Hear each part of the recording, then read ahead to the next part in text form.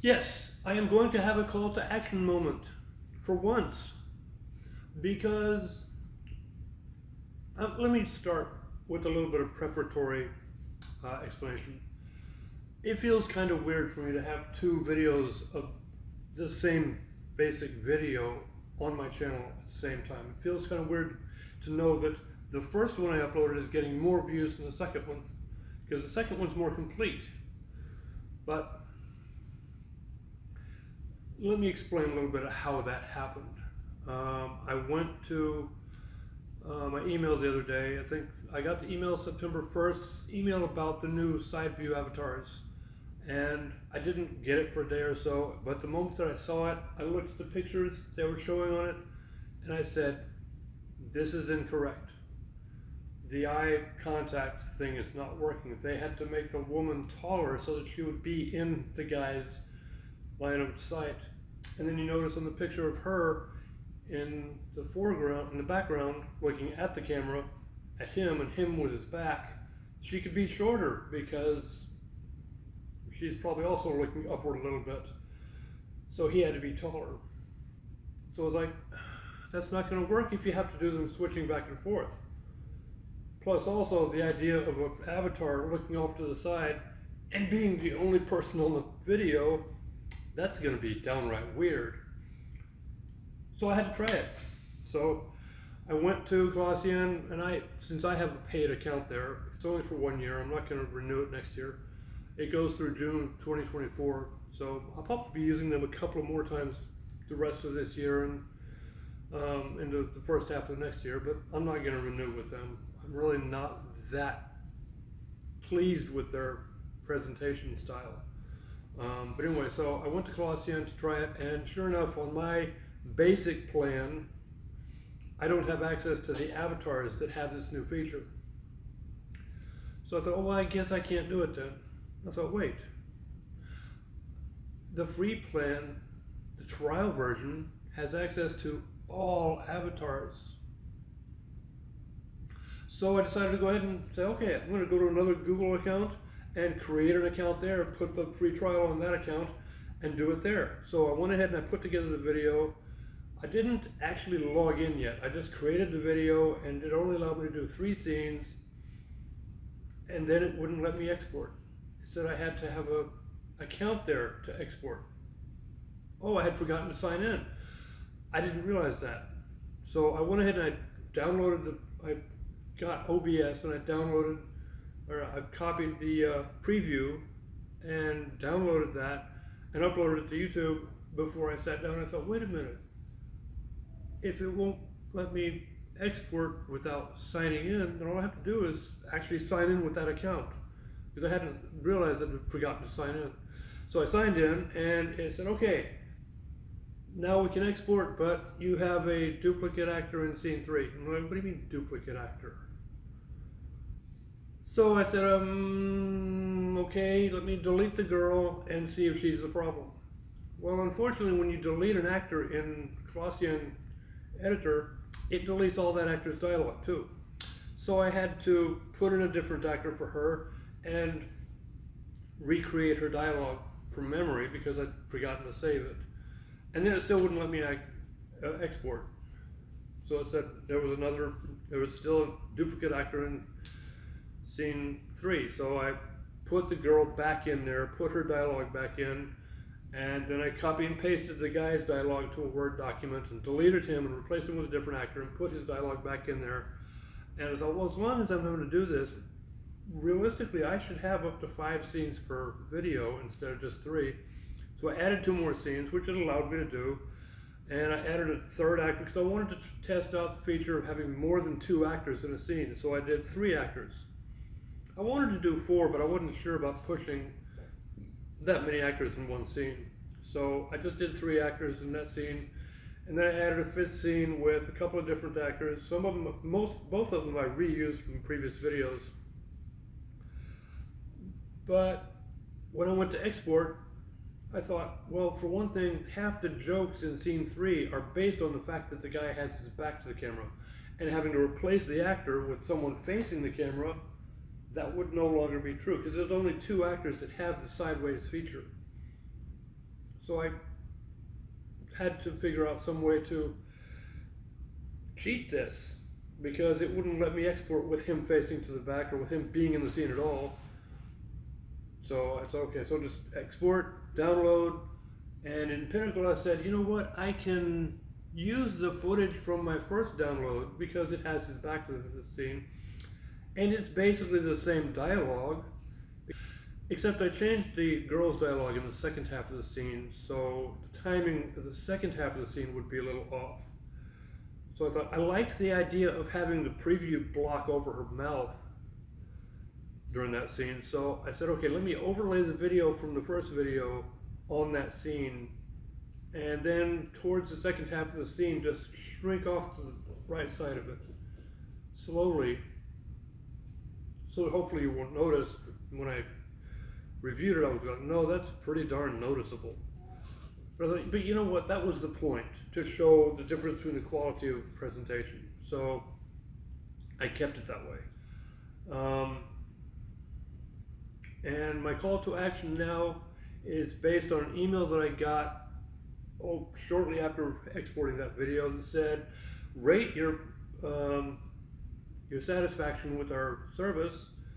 And I said, oh, okay, so, you know, for 10 free minutes of video, I thought, oh, cool, I can do 10 more minutes of video on this channel. So I hit 4 because I was a little dissatisfied, but for the most part, it did what I wanted it to do. And it took me to a G2 website where it asked me to sign in with a business account.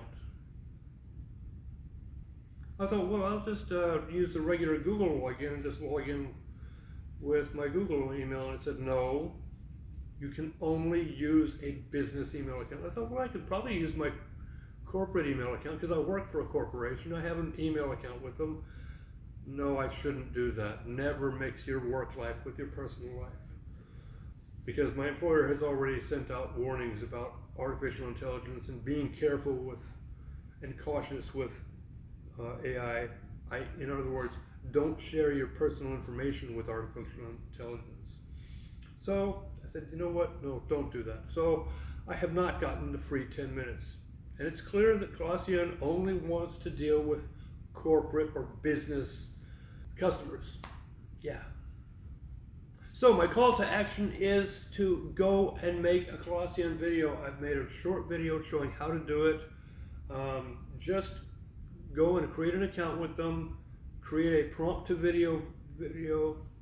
You're going to want to edit it quite a bit. The example I show in a moment reveals why, and I think I've mentioned it before in my ELP video that, you know, the pictures were all horribly not suited to the content. And in the video you're about to see, it happened again. So I'm going to have to edit that one. I'm probably going to end up uploading it. I'm also going to upload the anti-corporate rants video as a separate video finally. I'm not going to make it on my channel listing. I'm going to make it unlisted. I'll make it end card on this video. But here's a video on how to do prompt to video. Now, after you have created your account, come up here to New Draft and select Prompt to Video and put in here whatever it is that you wanted to talk about. Set video length to however long you want it to be, and video scenes to however many you want there to be. And you really don't have to worry about this. Create presenter persona is a waste of time. All it does is mention that it's what you say it what you say you want it to be. All it does is mention that like 2 or 3 times. So that's really not worth using. The specify audience thing actually doesn't function that much because I tried to do humorous and it didn't make any jokes at all. Set goal, I'm not sure what this is for. I think that is again with specify tone. Provide details. So I would say don't bother with set the goal. And if you want to set details, let's say in my case I'm going to do a video about Motorhead's Orgasmatron. Don't forget, Daniel Jones, I'm talking to you when I say this. Feel free to do one about Run the Jewels. Set video length in minutes because, as we've noticed in my account, I have to, let's say, the meaning of the song. Now don't forget, it's going to take a little while for it to generate the script for it. And actually it's going to arrange the scenes. I don't think I specified a number of scenes, but note how the pictures are not even remotely related to the content.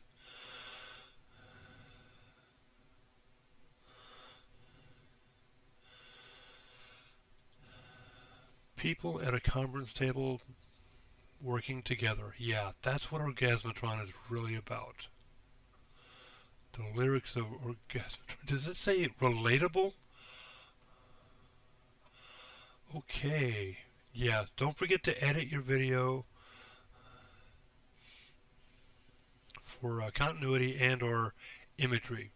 So yeah, that's what I'm asking you to do. Every single one of you who is watching this video, go and create a Colossian account, make a video, upload it to a YouTube channel. Like for example, Daniel Jones.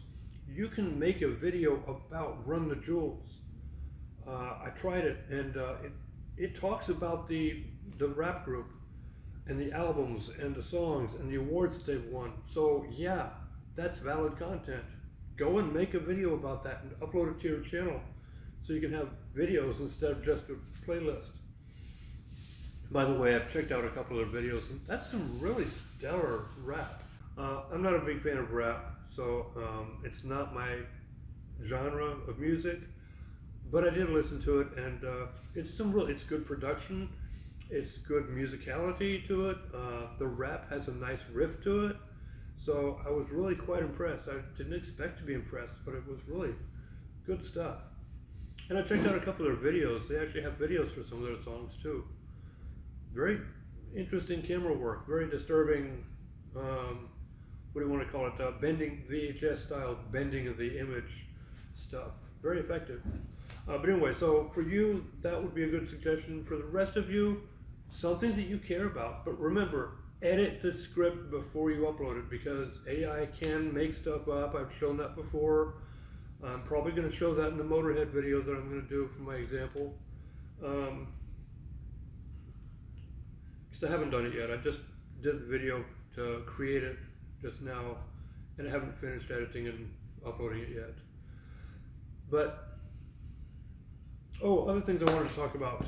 I noticed also that Mike Oldfield released a remix of the 50th anniversary of Tubular Bells, the original recording remixed again. There's also added tracks. There's the beginning and intro of Tubular Bells 4 that he started but never finished. There's a audio recording of Tubular Bells and In Dulce Jubilo from the 2012 Olympics, where he portrayed it for their opening ceremony. And then there's a Tubular Bells York remix. I listened to the first of the Tubular Bells because I've always been a big fan of Tubular Bells. It is a standout in the music industry. Even today, 50 years later, still, there is nothing else on the market like this. And it was the first thing he ever did. It is a stellar performance. It is a staggering achievement for a 20-year-old kid.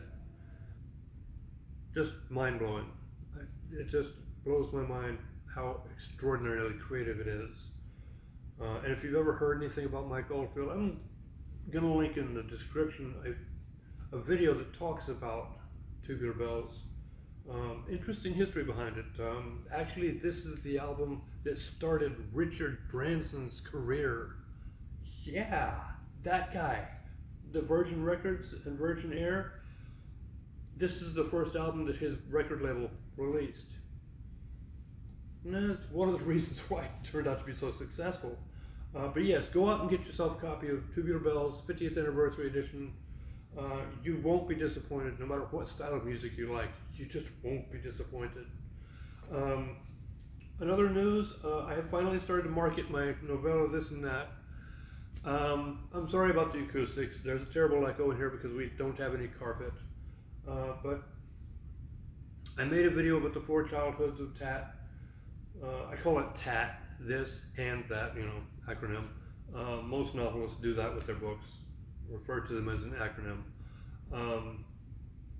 I talked about the development of the story and the basic plot summary and about the notes that are included in this. And also, this is the EpiPen edition, the hardback, priced at $798.99 as a protest to the rampant greed of pharmaceutical companies and medicine prices. But from what I understand, this is no longer necessary because the Biden administration has in fact put in controls for Medicaid to be able to negotiate prices with pharmaceutical companies. But what's frustrating is that actually doesn't help the non-Medicaid customers. Only if you have Medicaid does the government get to negotiate prices for you. So this is still kind of relevant. And no one's bought it yet because no one's noticed. Such protest is to go unnoticed, but that doesn't matter, does it? In other news, I finally found lemon moon pies. They're minis, but they're not tart like I expected. They're actually more of a lemon curd flavor. I don't know if you remember, there was a cookie that they used to make back in the 70s, Mother's cookies. They were lemon cream cookies, and it tastes almost exactly like those cookies. So I'm actually quite pleased. So if you can find lemon moon pies, I think I'll put a link to the website in the description below, because I think they still sell them from the website. But let's talk a little bit about censorship on YouTube. Yes, that is such a thing, because although it's not a government entity, this is not actually legal censorship. It's just hushing people up and shadow banning people. I am not monetized, and I don't have any inclination to do so. When I get to the point of having it offered to me, I'm not sure I'll entirely sign up for it. Right now I have only 208 subscribers. The requirement, I think, is like 1,000. And I have 2,494.3 watch time hours. I think the requirement is like 4,000 watch hours. So I'm not quite up to the standard for that either. But let me show you a real quick snippet of a video from Joe Scott again, talking about why it's so difficult to be free and honest on YouTube. Okay, so throughout this video, you probably noticed that I was bleeping out certain violent words and editing around it, which I know is annoying. I know that because there are other channels that I follow that do it, and it drives me nuts when they do it. But I get why they do it. It's the same reason I just did it, because any kind of violent rhetoric can always set off the demonetization alarm, and that just kills your whole video. It happens all the time. And these darker videos tend to do well on this channel. Like right now, my #1 most watched video is the one about the worst human experiments of all time. And guess what? Limited monetization. I've literally missed out on thousands of dollars because of that. But I mean, that's just the nature of the beast on any platform that relies on ad revenue, which I'm not against the ad revenue model. It's very sustainable, but it'll always have limitations because you've got to keep the advertisers happy and make them feel safe. Twitter, anyone? But if you want to be able to say whatever you want without limitations, you need a subscriber model. Yeah, it's a little problem. Like for example, probably my most successful and highly effective comedy video is one of the newest ones, the lookbook overview that has been age restricted. So only viewers 18 and up get to see it. Not that that's really a problem to me.